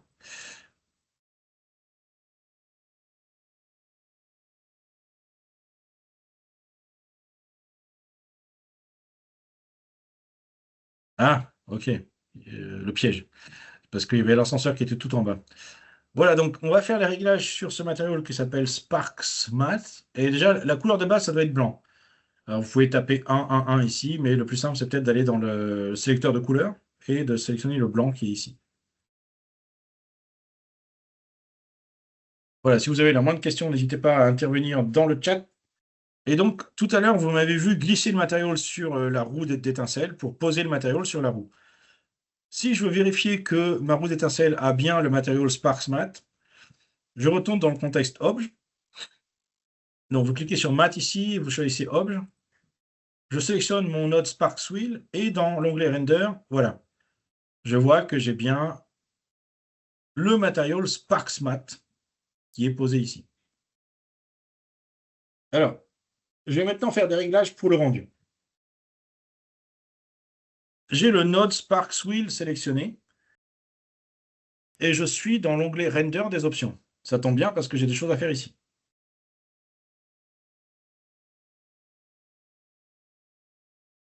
Avant de faire des options, je vais lancer un premier rendu. Alors, je vais mettre sur une frame où ma roue est assez grosse. Peut-être la frame 100, par exemple. Et je vais aller dans Render View. Je dois choisir ma caméra finale. Donc, tout à l'heure, j'ai nommé Cam Render. Et je vais cliquer sur le bouton Render. Je vais peut-être sauver la scène aussi. Et voilà. Donc, faites comme moi. Donc, le rendu se met en marche difficilement. Le départ du rendu est assez lent. Et pendant que ça commence à rendre, pour l'instant, ne touchez pas à votre molette. Il y a une espèce de bug dans Dini quand on commence à toucher à la molette alors que le rendu n'a pas commencé. Ensuite, on n'arrive plus à récupérer le rendu. Une fois que votre rendu sera fini, la molette va vous servir à faire des zooms arrière et zooms avant. Donc, à quoi vous fait penser cet objet? Est-ce que c'est le portail d'étincelles de Doctor Strange? Ou est-ce que ça ressemble plutôt à une espèce de collier de bonbons qu'on trouve dans les fêtes foraines? Voilà, de la pâte à modeler. Ça ressemble à de la pâte à modeler. Donc ça veut dire qu'on a pas mal de réglages à faire, mais le fait qu'on a un rendu qui est lancé et qui va se mettre à jour à chaque changement d'option, c'est une bonne chose.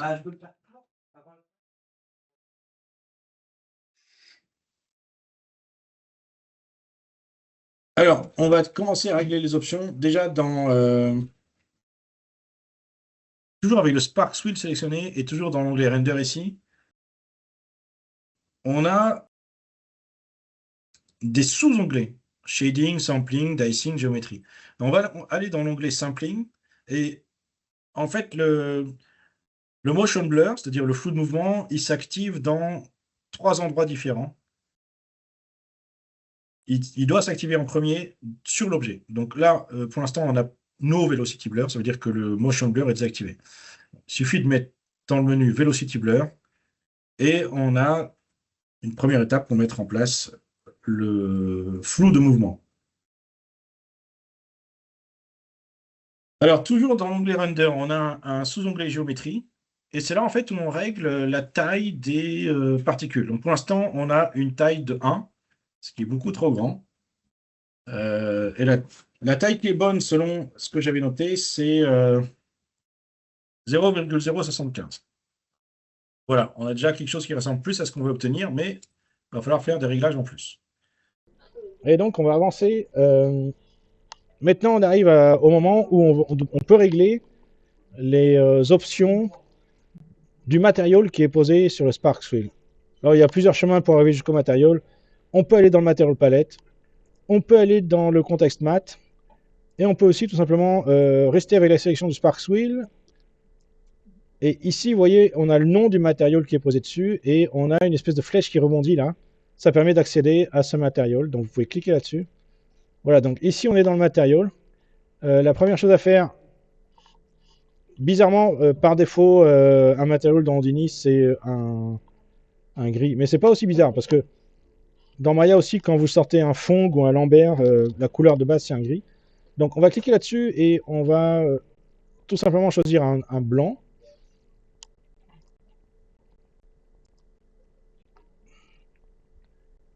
Et donc le résultat c'est que la valeur RGB de ce matériau, elle est sur un partout. Alors on va aussi enlever les paramètres inutiles. Par exemple, le roughness c'est la rugosité de la surface, mais sur des points, sur des sphères aussi petits que ça, on n'en a pas besoin, donc on va le mettre à 0. Quoi d'autre? La réflexion aussi, on va le mettre à 0. On n'a pas besoin de réflexion sur des points de ce genre-là. Voilà, reflectivity à 0. Ce qui peut accélérer donc notre rendu un petit peu.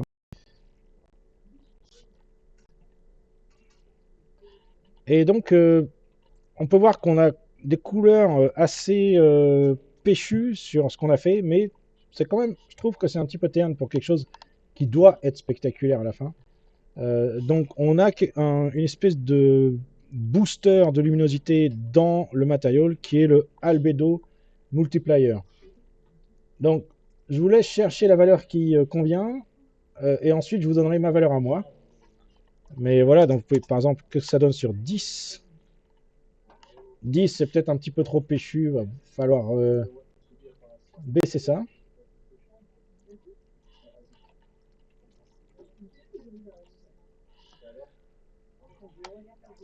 On peut essayer 5. Et moi je trouve qu'à 5 c'est toujours trop péchu parce qu'on voit surtout du jaune et on voit plus vraiment le dégradé vers le orange et vers le rouge. 2.5. C'est pas mal.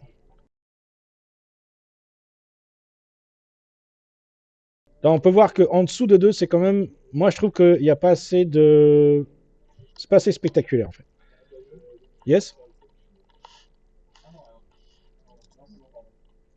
Voilà, de mon côté, je m'arrête à 4. Après, c'est à vous de choisir. Vous n'êtes pas obligé d'avoir les mêmes valeurs que moi. Vous pouvez mettre 2, vous pouvez mettre 3, vous pouvez mettre 4. Pardon? Non, en fait, c'est à vous de voir. Après, bon, c'est vrai que si vous mettez 20, ça sert à rien parce que ça va devenir tout blanc ou tout jaune, donc c'est pas très joli. Je pense que vous devez être entre 2 et peut-être 6, et c'est à vous de choisir.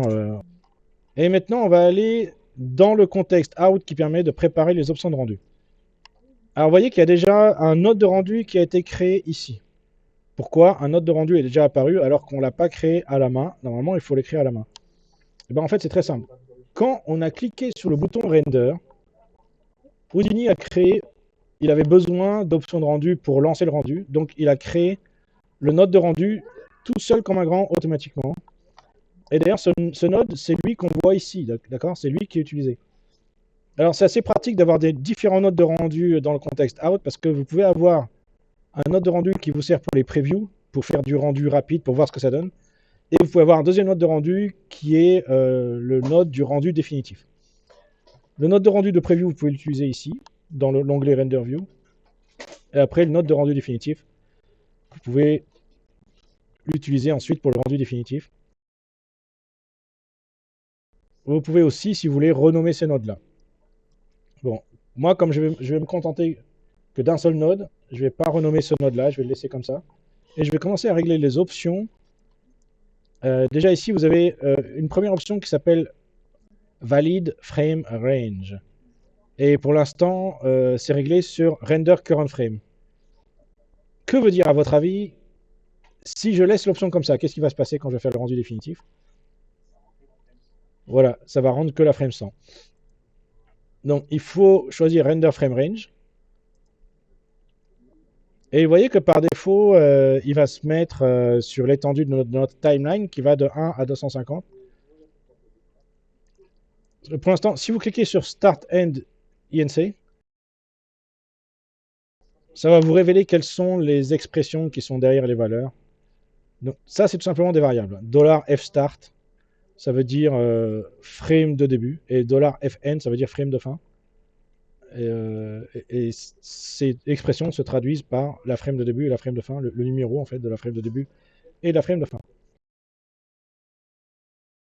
Voilà, donc ça c'est bon.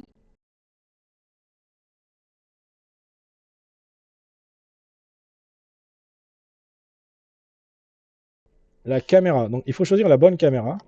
Et pour cela, vous allez cliquer sur ce bouton qui est complètement à gauche et vous allez choisir Cam Render.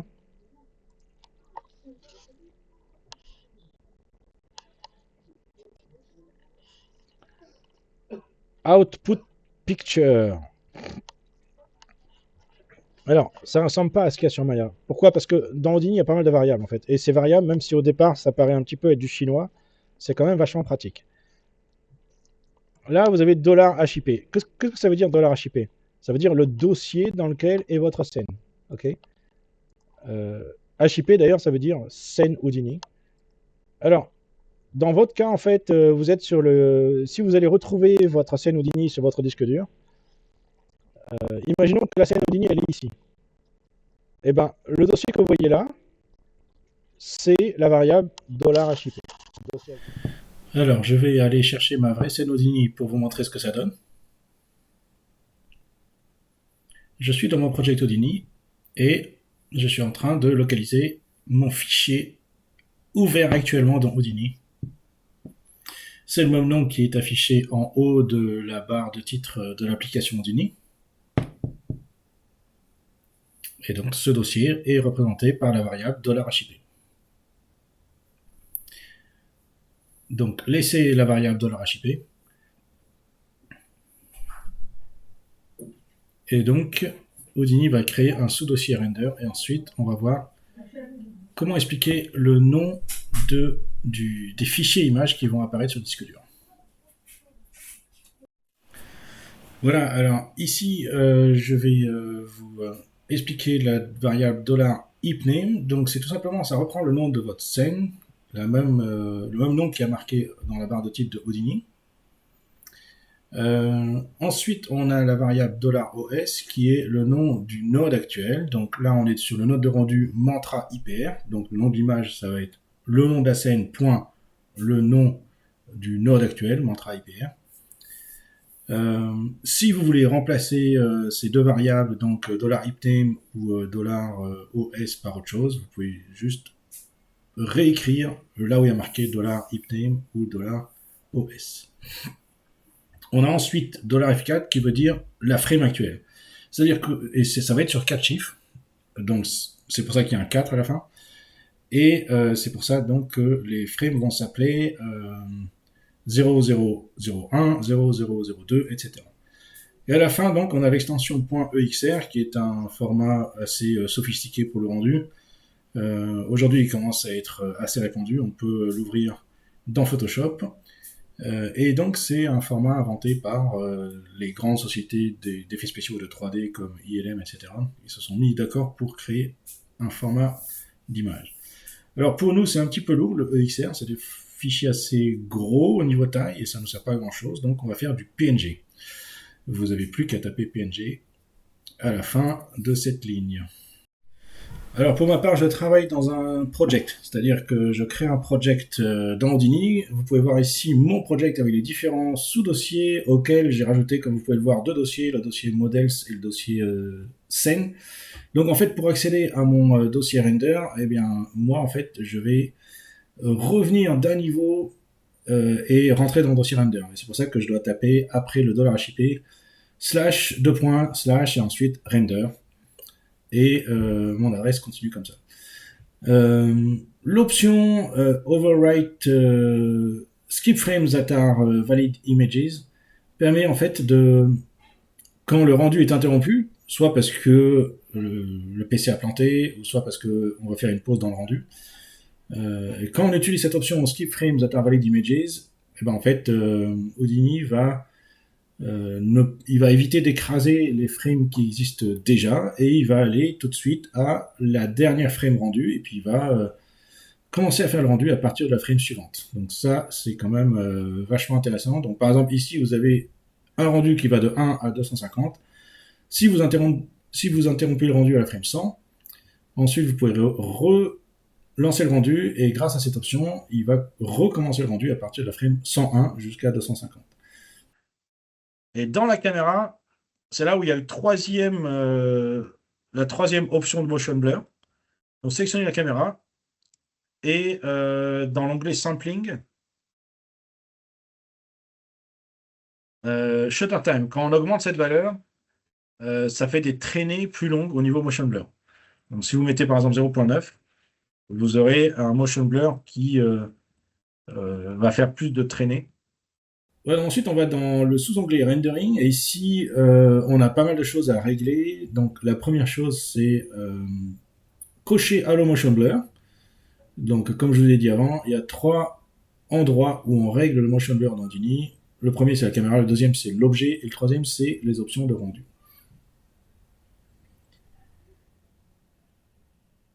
Donc, le Motion Blur est visible ici, sur le rendu, une fois qu'on l'a coché.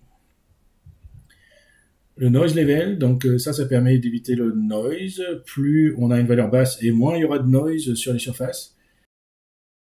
Mais par contre, le calcul va être plus long. Donc si on augmente le noise level, c'est-à-dire que si on est moins exigeant avec l'élimination du noise, le calcul sera plus rapide. Et ici, donc, comme on a des particules toutes petites qui courent et qui circulent très rapidement dans tous les sens, on n'a pas besoin d'avoir un noise très réduit à une taille de 0.01.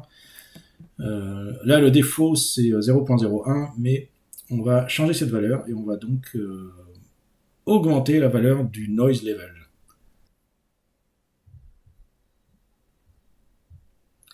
Ouais, donc finalement, je mets le noise level à 0.1. Et donc, on va aller maintenant voir le réglage suivant. Les limites. Alors, les limites, c'est par exemple le reflect limit. Ça, on peut imaginer qu'il y a 10 miroirs qui se reflètent l'un dans l'autre dans une scène. Et ben, Houdini va calculer les rayons de lumière qui rebondissent sur les 10 miroirs. À partir du 11e miroir, il va faire une surface noire, ça veut dire qu'il ne va pas calculer la réflexion de la lumière. Donc ici, bon, ça ne sert à rien. On n'a pas 10 miroirs, on n'a pas non plus 10 vitres qui laissent passer la lumière l'une après l'autre. Donc on pourrait mettre la réflexion et la réfraction à 1, mais par sécurité, je laisse quand même à 2.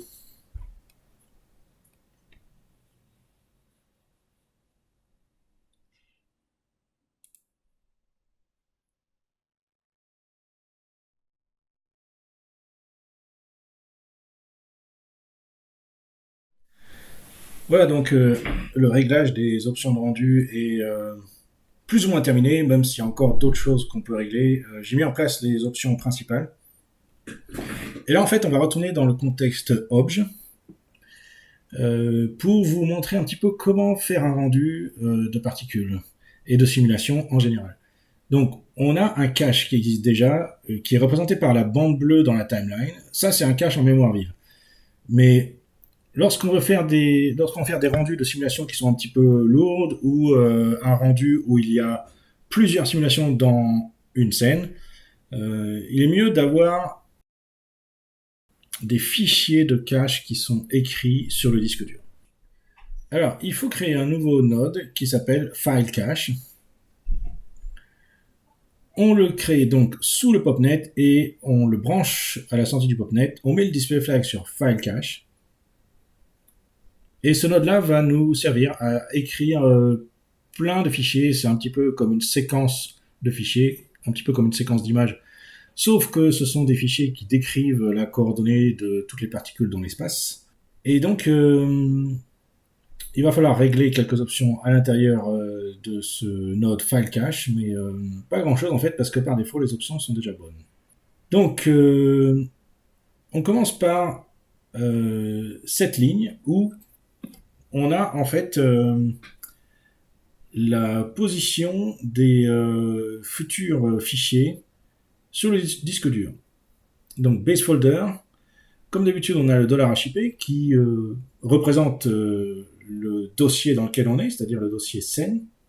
Ensuite on a le sous-dossier géo. Donc en fait à l'intérieur du dossier où on a notre scène, un sous-dossier géo va être créé. Au-dessus, la ligne au-dessus, donc on a le nom du fichier lui-même qui, comme d'habitude, reprend le nom de la scène, $heapName, avec ensuite un point, et ensuite $OS qui est le nom du node actuel, c'est-à-dire File Cache 1.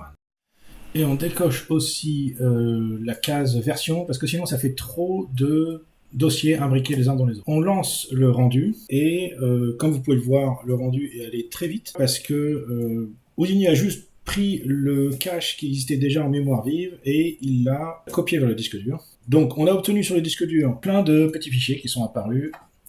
Et quand on lance le rendu, donc on peut voir que Houdini va lire le cache. On va mettre un nouveau node après le file cache qui est le node delete. Le node delete nous sert à éliminer du calcul le PopNet. C'est-à-dire, en fait, le PopNet ne va pas être éliminé, mais il va être en quelque sorte désactivé. Pour l'instant, le node delete est neutralisé. Ça veut dire que l'expression point d'exclamation étoile, ça veut dire qu'il ne va supprimer rien. Et si on enlève le point d'exclamation, cette fois-ci, il va supprimer tout. Donc il va supprimer tout dans la scène, sauf le file cache, qu'il va donc conserver. Et si on a le display flag sur notre delete, quand on lit l'animation, ce qu'on voit, c'est seulement le file cache. Et par derrière, il ne va pas calculer inutilement le PopNet. Donc ça, c'est un avantage parce que quand on fait le rendu de particules ou de simulation, on a deux rendus. On a le premier rendu qui est le rendu de la position des points dans l'espace et le deuxième rendu qui est le rendu du moteur de rendu. Là, en fait, en utilisant un node delete, il va nous éviter de calculer le PopNet. Et ce qu'on voit à l'écran, c'est seulement le file cache et ce n'est pas le PopNet. La présence de la bande bleue pourrait nous faire croire qu'il est en train de lire le cache qui est en mémoire vive, mais en fait non, c'est seulement le file cache. Et ça, c'est ce qu'on obtient avec le node delete. Et après le node delete, on va encore ajouter un node qui est le node nul. Et c'est un peu une tradition dans Houdini de mettre un node nul à la fin d'un network. Ça montre en fait à à vous-même, si vous reprenez votre scène, que c'est la fin du network, et ça peut aussi montrer à d'autres utilisateurs qui reprennent votre scène que la fin du network se situe ici. Et en général, ce node nul, donc traditionnellement, on l'appelle out. Ensuite, c'est dans le context out qu'on va retourner pour vérifier si les options rendues sont OK.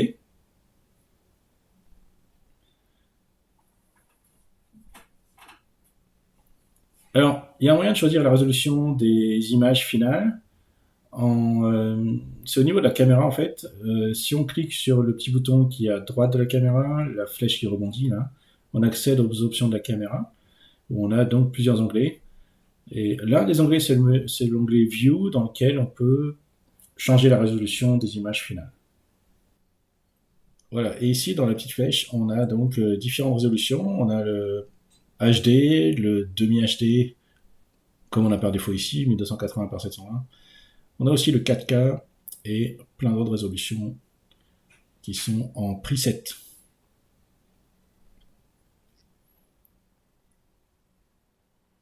On retourne dans le contexte out encore pour sélectionner les options de rendu.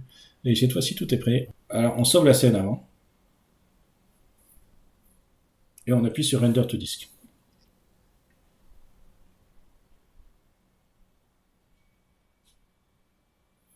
Une fenêtre apparaît qui montre la progression du rendu. Elle reste tout le temps devant les autres fenêtres. Si ça vous embête, vous pouvez décocher Always on Top. Et voilà, donc vous être rendu. Voilà, donc de mon côté, je suis arrivé à la frame 153. Donc, si vous voulez, on peut interrompre le rendu. Une fois que vous passez la frame 100, vous pouvez interrompre le rendu. Et vous pourrez reprendre le rendu plus tard, parce qu'on a la fameuse option Skip Frames that are Valid Images. Donc, je vais faire Interrupt. Je vais quand même aller voir dans mon dossier d'images rendues.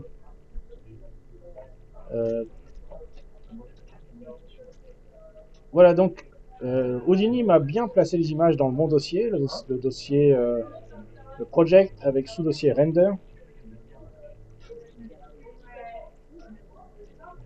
Les images sont nommées comme je le voulais. Le nom de la scène, le nom du node de rendu, Mantra IPR, et la numérotation sur 4 chiffres, suivie de l'extension PNG. On voit les images qui sont de plus en plus grandes, plus il y a des détails à l'écran. Et les deux dernières images, vous voyez, la dernière image elle fait 0 kilooctets, donc je peux la supprimer. Et ça, donc, c'est un fichier généré par Houdini qui permet de construire l'image petit à petit. Une fois que l'image est construite, c'est converti en fichier PNG. D'ailleurs, on peut voir que le fichier s'appelle déjà 0155.png. Et après, il y a .mantra checkpoint. C'est-à-dire que voilà, c'est l'image PNG qui est en train de se faire construire petit à petit. Donc je vais supprimer cette image. Et l'étape suivante, ça va être de lire la séquence d'images.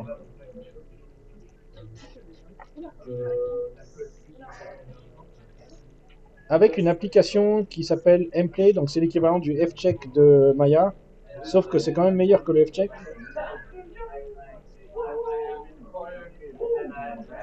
Image Viewer, donc c'est une image qui a différents noms. Enfin, je veux dire, c'est une application qui a différents noms. C'est la même application. Quelquefois, elle s'appelle Mplay, quelquefois, elle s'appelle Image Viewer, et quelquefois, elle s'appelle encore autre chose. Donc, je vais démarrer Image Viewer.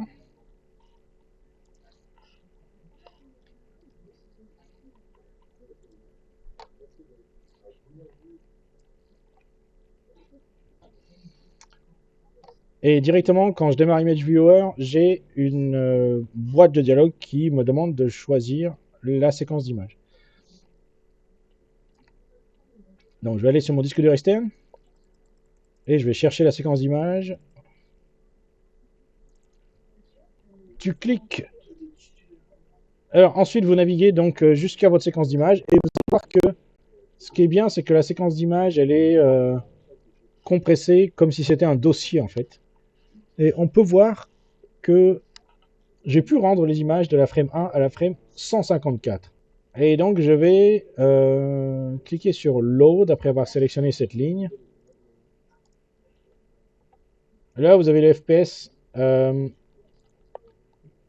Par défaut, on est en 24 FPS. Bon, vous pouvez le mettre en 25, mais c'est pas très important en fait. C'est juste pour voir si la séquence d'image a bien fonctionné.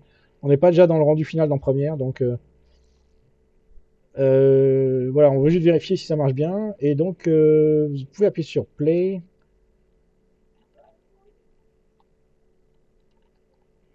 Voilà, donc c'est pas mal. Donc, je vais juste préparer le projet Premiere.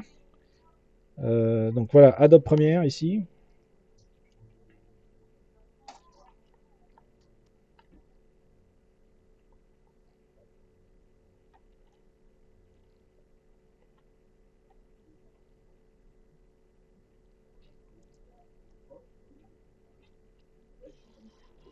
Et voilà, donc je vais appeler ce projet Sparks,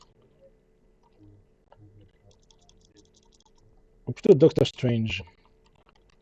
Doctor Strange Portal.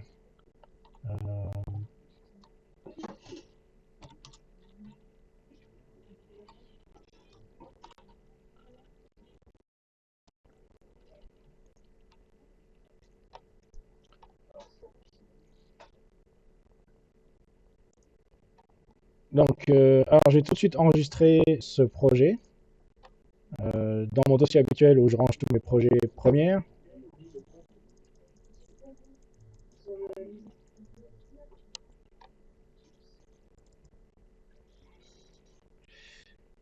Voilà, donc ici j'enregistre le projet première et je vais importer les images. Donc je vais naviguer jusqu'à mon Project Houdini sous dossier render. Et ici, donc, comme vous le savez, il faut cliquer que sur la première image et cocher séquence d'images. Il ne faut pas importer toutes les images. Donc ça, c'est une erreur que pas mal de gens font, mais voilà, il faut juste cliquer sur la première image, sélectionner la première image et cliquer séquence d'images. Ensuite, faites ouvrir. Et donc, ce que vous pouvez faire, c'est déjà faire un double-clic sur la séquence d'images que vous avez importée pour la visualiser dans le moniteur de gauche et voir si tout est bien. Et par la suite, donc, vous pouvez faire glisser cette séquence d'images sur le montage. Comme ça, vous êtes prêt à exporter. Vous pouvez déjà choisir les options d'exportation.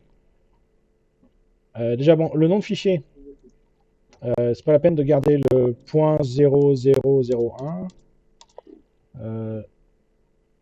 La destination, le dossier de destination, donc je préfère le mettre dans un sous-dossier de mon project Houdini, par exemple dans vidéo, voilà.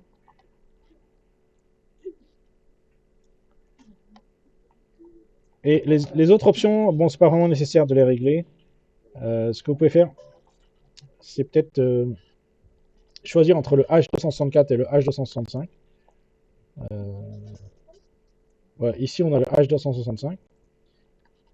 Après, donc, vous avez des presets pour les réseaux sociaux comme YouTube, etc. Vous pouvez décocher l'audio parce qu'il n'y a pas d'audio, sauf si vous voulez chanter sur la roue des étincelles. Et après, voilà, vous êtes prêt à cliquer sur le bouton exporter. Donc, ce que je vous propose, c'est déjà, vous pouvez enregistrer votre fichier première.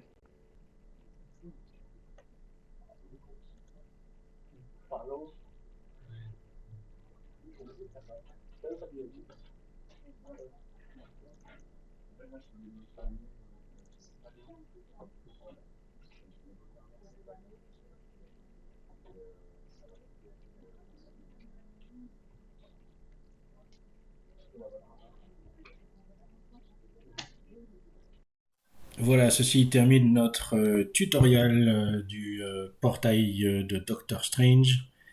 Alors, c'était mon premier tutoriel en vidéo sur YouTube. Ce premier tutoriel, donc, était peut-être un petit peu chaotique, mais les prochains seront mieux. Et j'espère en faire d'autres à l'avenir. Si vous voulez plus d'informations sur mes services et sur des formations, vous pouvez donc visiter mon site Dreamcraft. À bientôt.